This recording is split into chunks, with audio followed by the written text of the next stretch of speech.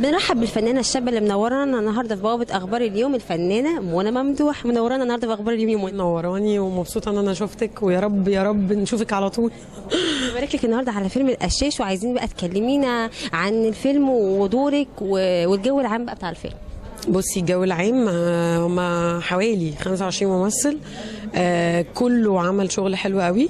هو مش كله بيعمل دور كبير، بس كل واحد بيعمل الشخصيه بتاعته حلوه قوي. انا بعتبر دوري كبدايه الفيلم فتحه الفيلم، يعني الحدوته بتدور من قصه ايه اللي حصل لفراج معايا، هو اللي قلب الدنيا كلها، واللي خلاه يعرف حريه، واللي خلاه الدنيا الاحداث تحصل له ويبقى القشاش.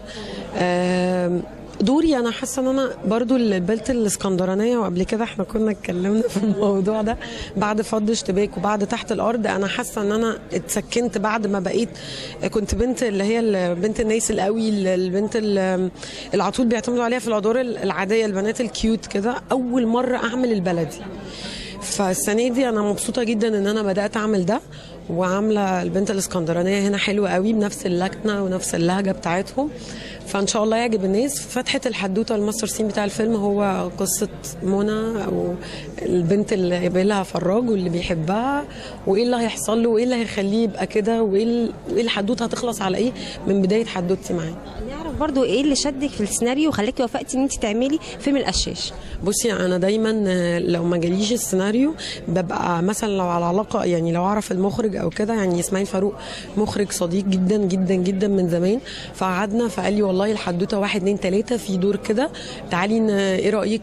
طب هحكي لك الحدوته، فحكى لي الحدوته، فلقيت الموضوع حلو قوي، شدني، فقلت ليه لا، وحسيت ان انا عايزه اعمل ده قوي، يعني ده اللي هيقربني من الناس، لان الناس دايما بتبص دايما للبنت اللي من زينا، يعني عايزين يشوفوا الشخصيه دي برضو يعرفوها كويس قوي. فالحمد لله انا قلتها كويس في الفيلم. عملت الحدوته، هو الدور مش كبير بس كله كده، يعني الفيلم الحدوته بتاعت الفيلم كله، كل الشخصيات اللي هتظهر لك في الفيلم حاجه بتحصل وبتخلص، زي مثلا فيلم ساعه ونص كله بيحكي حوار في ملخص وبيختفي، بس انا مبسوطه بيه قوي، والفيلم هيعجب ان شاء الله الناس. نعرف بقى كواليس العمل وكواليس كمان مع الفنان محمد فراج، وانا عارفه ان ده اول تعامل يجمعك بين محمد فراج. مش ده اول تعامل بفراج، فراج اتعاملت معاه في مش تحت الارض، في اسمه ايه اللي قبله السنه اللي فاتت اسمه ايه، طرف ثالث، اتعاملت معاه في طرف ثالث، بس ما كانش فيه علاقه بيني وبينه في الاوردر، يعني او في التصوير او في الكرو.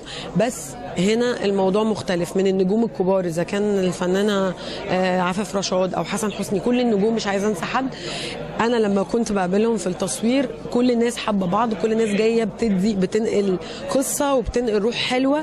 فعلا فعلا انا انبسطت في التعامل مع الكرو كله، واتمنى ان انا اتعامل معاه تاني. انت شايفه الافلام الشعبيه ايه في الفتره الاخيره؟ هل انت شايفه دلوقتي ان كل المنتجين بيتجهوا ان هم يقدموا افلام شعبيه عشان هي دي اللي بتحقق ايرادات دلوقتي؟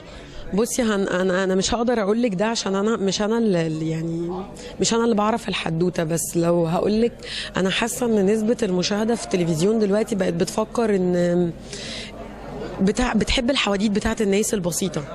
يعني انا شايفه مثلا في افلام كتيره شعبي نازله السنه دي، لو برضو بتتابعي هتلاقي 3/4 الافلام اللي نازله عيد كمان شعبي. انا حاسه ان احنا بنلمس حاجه عايزين نقرب منهم قوي.